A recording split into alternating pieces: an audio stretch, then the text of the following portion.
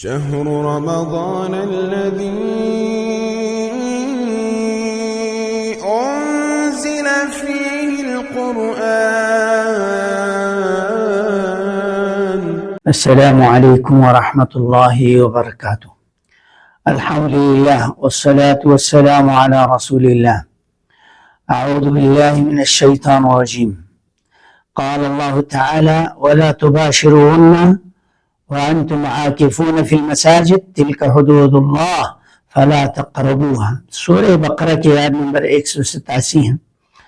معتکفین کے لیے اللہ نے یہ آداب سکھائے ہیں کہ اعتکاف کے لیے گھر چھوڑ کے مسجد میں ہوں اور اس دوران دنیا کی لذت، شہوت اور بیگمات کو ترک کر دیں۔ اسلام دین فطرت ہے اور اسلام کے اندر رہبانیت نہیں ہے۔ گھر بھی بچے خاندان چھوڑ کر جنگلوں میں، غاروں میں جا کے زندگی گزارے نہیں۔ ہاں، رمضان کے مہینے میں لیلۃ القدر کے حصول کی خاطر گھر سے نکل کر اللہ کے گھر میں، مسجد میں بیٹھ کر شب قدر، لیلۃ القدر کے حصول کے لیے جدوجہد کرنے کے لیے مسجد میں جائیں۔ یہ نبی صلی اللہ علیہ وسلم کا سنت سے ثابت ہے۔ آپ صلی اللہ علیہ وسلم کے بارے میں ام المومنین فرماتی ہیں ان نبی صلی اللہ علیہ وسلم کان یعتکف العشر الاواخر من رمضان حتی یتوفاہ اللہ۔ آپ رمضان کے آخری عشرے میں ہمیشہ اعتکاف کرتے رہے یہاں تک کہ دنیا سے چلے گئے۔ اور بلکہ دوسری بات، یہ جو آپ کے سامنے روایت رکھی بخاری شریف کی 2026 حدیث ہے، اور دوسرا حدیث 2044 کے اندر آپ صلی اللہ علیہ وسلم کا یہ فرمان ہے، اور حضرت ابو ہریرہ فرماتے تھے یعتکف فی کل رمضان 10 ایام، ہر رمضان میں 10 دن کا اعتکاف کرتے تھے۔ لیکن جس سال آپ دنیا سے جا رہے تھے اعتکف 20 یوما، 20 دن کا آپ نے اعتکاف کیا ہے۔ تو اعتکاف نبی صلی اللہ علیہ وسلم کی سنت سے ہیں، وہ لیلۃ القدر کے حصول کے لیے۔ مسلم شریف کی حدیث 1167 ہے، 1167 حدیث قدر لمبی، اس میں اللہ کے نبی لیلۃ القدر کی تلاش میں رمضان کا پہلا عشاء اعتکاف کیا، نہیں ملا، دوسرا عشاء اعتکاف کیا، نہیں ملا، اور تیسرے عشرے میں آپ کو پتہ چل گیا اس میں لیلۃ القدر ہے، لیکن اللہ نے آپ کو بلوا دیا۔ ہاں، اس میں نشانی ہے کہ صبح ہلکی پھلکی بارش ہو گئی تھی اور زمین میں مٹی اور پانی مکس ہو چکا تھا، اور آپ کے جبین مبارک پر اور ناک پہ پانی اور گارے وغیرہ لگے ہوئے تھے۔ تو یہ لیلۃ القدر آپ کو دکھا، پھر بلا دیا گیا۔ اس میں اللہ کی کیا حکمت ہے اللہ عالم، تاکہ امت تلاش کریں۔ اور ہمیں بعض اوقات یہ کوئی تاریخ معلوم بھی نہیں ہوتا ہے، چاند نظر نہ آنے کی وجہ سے 28 کا مہینہ ہوتا ہے، پھر پتہ چلتا ہے تو ہم نے تو غیر تاخراتوں میں قیام کی۔ لہٰذا اس کو پردے میں رکھنے میں بڑی حکمت ہے۔ پورے عشر قیام کرنا چاہیے کیونکہ تاخراتوں میں ہے، لیکن یقینی بات یہی ہے پورے عشرے میں ہے۔ اس میں یہ اعتکاف کا اصل مقصد جو ہے شب قدر کا، جو 83-84 سال 3 مہینے کی اجر ثواب حاصل کرنے کے لیے مسلسل عبادت کرنا مقصود ہے۔ باقی اعتکاف کے لیے امام ابو داؤد رحمۃ اللہ علیہ نے، جو صاحب سنن ہے، امام احمد بن حنبل سے اس کے فضیلت کے بارے میں پوچھا تو انہوں نے فرمایا نہیں، اس کے بارے میں سوائے فضیلت میں ضعیف حدیث کے اور کچھ نہیں، لیکن فضیلت کے لیے اتنا کافی ہے جس کو لیلۃ القدر مل گیا اعتکاف کی وجہ سے۔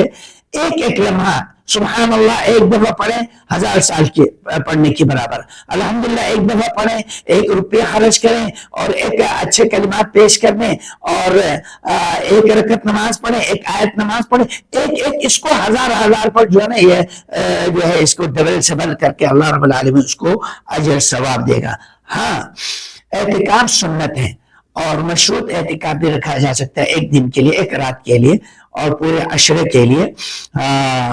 اور سیدنا عمر رضی اللہ تعالی عنہ نے اللہ کے نبی سے پوچھا انی نذرت ان اعتکف لیلۃ فی المسجد الحرام، میں نے زمانے جاہلیت میں اعتکاف کرنے کا منت مانگی ہے 1 رات، کیا میں پورا کر لوں؟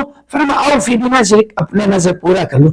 اچھائی میں منت مانگی ہے تو پھر وہ فرض ہوگا، وہ منت پورا کرنا ضروری ہے، ورنہ تھوڑی دیر کے لیے بھی اعتکاف کیا جا سکتا ہے۔ اور نبی صلی اللہ علیہ وسلم کے بیگمات میں سے حضرت زینب نے پردہ لگوایا، ان کو دیکھ کر دوسرے بیگمات نے بھی پردے لگائے، سب اعتکاف کے لیے مسجد کا بہت بڑا حصہ خیموں سے بھر گئے۔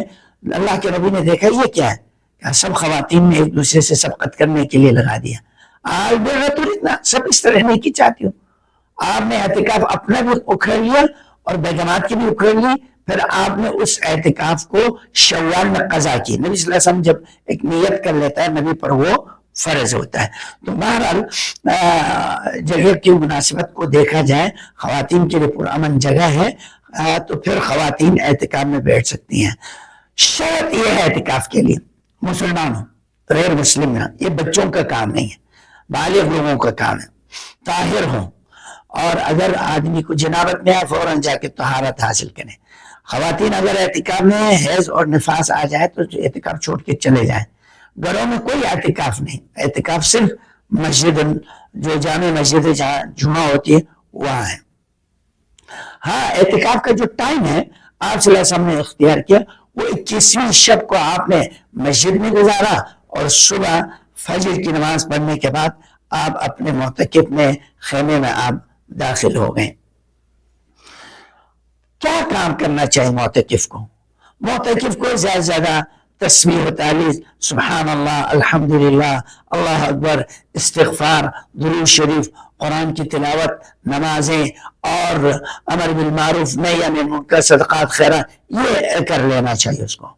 جو مکروہات ہے، جو نہیں کرنے کا کام ہے، فضول کام نہیں کرے، بےہودہ کام نہیں کرے، لغویات موبائل سے نہیں چلے۔ اور اللہ کے نبی صلی اللہ علیہ وسلم نے فرمایا ترمذی شریف کی حدیث ہے، من حسن اسلام المرء ترکہ ما لا یعنی، بے فائدہ فضول کام کو چھوڑ دینا یہ بہترین اسلام کی نشانی ہے۔ اور وہ چیزیں جو اللہ نے فرض نہیں کی اپنے اوپر فرض نہیں کرنا چاہیے۔ آپ صلی اللہ علیہ وسلم خطبہ دے رہے تھے، ایک آدمی مسجد میں داخل ہو گیا، وہ کھڑے ہی رہے، بیٹھا ہی نہیں۔ پوچھا کیا بات ہے یہ کھڑے ہی ہیں؟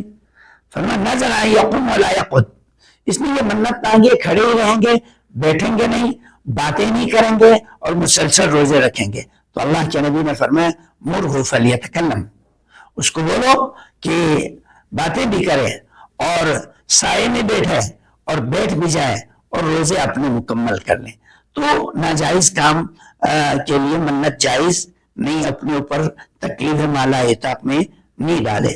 ہاں جائز کام یہ ہے غسل کریں، کپڑے وغیرہ تبدیل کریں، کنگھی کریں، خوشبو لگائیں، قضاء حاجت کے لیے باہر جائیں، جنازہ اگر مسجد میں آ جائے یہ قریب میں شرکت کر لیں۔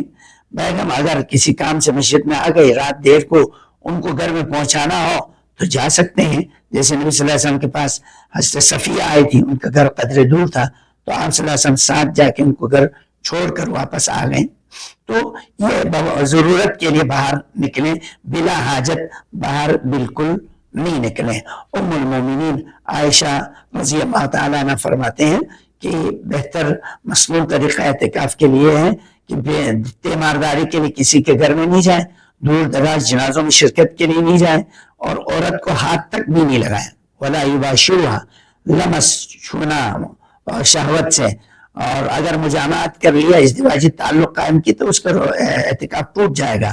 اور مسجد سے بغیر ضرورت باہر نہ نکلیں، اور ہمارے مساجد میں اکثر گیدرنگ ہوتی ہیں، کھانے پینے پر، باتیں کرنے پر، یہ سلسلے نہیں کریں، موبائل لے کر کاروبار کر رہے ہوتے ہیں، یہ سارے منافی ہیں آداب کے، مسجد میں کے آداب کے۔ اصل اعتکاف کا جو مقصد ہے وہ اللہ کی رضا ہے، قربت ہے۔ ارے مسجد میں بیٹھنا ہی یہ عبادت ہے، دل کو نرم کرنے کے لیے اللہ کے ذکر کے ساتھ، الا بذکر اللہ تطمئن القلوب، دنیا کے مشاغل سے الگ ہو کر ذکر الہی سے سرشار ہوگا تو یہ سب سے بڑی فضیلت والی بات ہے۔ اور آپ صلی اللہ علیہ وسلم کا فرمان ہے سبعۃ یظلھم اللہ فی ظلہ یوم لا ظل الا ظلہ، مسجد میں بیٹھ کر زیادہ ٹائم لگاتا ہے یہ ان لوگوں میں سے ہے جو سایہ رحمان نصیب ہوں گے۔ بخاری شریف کی 1031 حدیث ہے، 7 آدمی اللہ کے سائے میں ہوں گے، ان میں سے ایک وہ آدمی جو مسجد میں لگا رہتا ہے اپنا دل اور جو مسجد میں ہی رہتا ہے. یہ بہت بڑی فضیلت کی بات ہے. آپ سے یہ بھی روایت ہے کہ من توضأ فی بیتہ، گھر سے وضو کر کے آتا ہے اور وضو اچھا کر لیتا ہے پھر مسجد میں آتا ہے، فهو زائر اللہ، اب وہ اللہ کے گھر کی یہ زائر ہے. اللہ رب العالمین کے اوپر یہ اللہ نے حق رکھا ہے کہ اپنے زائر کی، مہمان کی جو ہے عزت دے دے، اس کو خوشی پہنچائے. اور مسجد میں دنیا والوں سے الگ ہو کر تنہائی میں بیٹھنا یہ بھی ایک بہت بڑی قربت ہے. دنیا سے دور، اللہ سے قریب. ادعوا ربکم تضرعا وخفیا، عاجزی کے ساتھ، انکساری کے ساتھ، مخفی ہو کر دنیا والوں سے گڑ گڑائیں، دعا کریں، تو یہ اللہ کو بہت پسند ہے. سورہ اعراف آیت نمبر 55 ہے. سیدنا ابو ہریرہ رضی اللہ تعالیٰ عنہ کی یہ حدیث ہے، اللہ جن کو سائے رحمان نصیب فرمائیں گے، رجل ذکر اللہ خالیا، کوئی بھی نہیں اکیلا اللہ سے ڈر کے آنسو بہا رہا ہے، ففاضت عینا، وہ اللہ کے خصوصی سائے میں ہوں گے جہاں پر لوگ تپ رہے ہوں گے، پسینے سے شرابور ہوں گے. لہذا مسجد میں بیٹھنا یہ بہت بڑی فضیلت والی بات ہے. وہ لوگ جو اللہ نے صحت دیا ہے، متقی ہے، پرہیزگار ہے، غنی ہے، توانگر ہے، بڑے مشاغل ہے، لیکن خلوت میں مسجد میں بیٹھتا ہے، اس کے لیے فضیلت ہے. مسلم شریف کی سیدنا سعد بن ابی وقاص کی یہ حدیث ہے.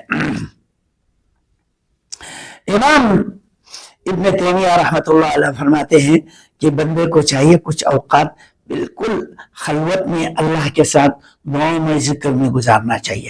اپنے نفس کا حساب کتاب لینا چاہیے، دل کی اصلاح کر لینا چاہیے. دنیا والے آپ کے ساتھ نہ ہو، آپ الگ الگ میں رہیں. اسی لیے امام ابن تیمیہ کے بارے میں بعض ان کے دوستوں نے بیان کیا، یہ اکیلے میں صحراؤں میں، جنگلوں میں باہر نکلتے تھے، اس میں ایک الگ خلوت اور اللہ کی بندگی میں الگ ایک لذت ہے. یہ ہمارے سلف کا طریقہ ہے. لیکن مسجد اور جماعت چھوڑ کر باہر نکلنا یہ بدعت ہے، یہ یہود نصارہ کا کام ہے.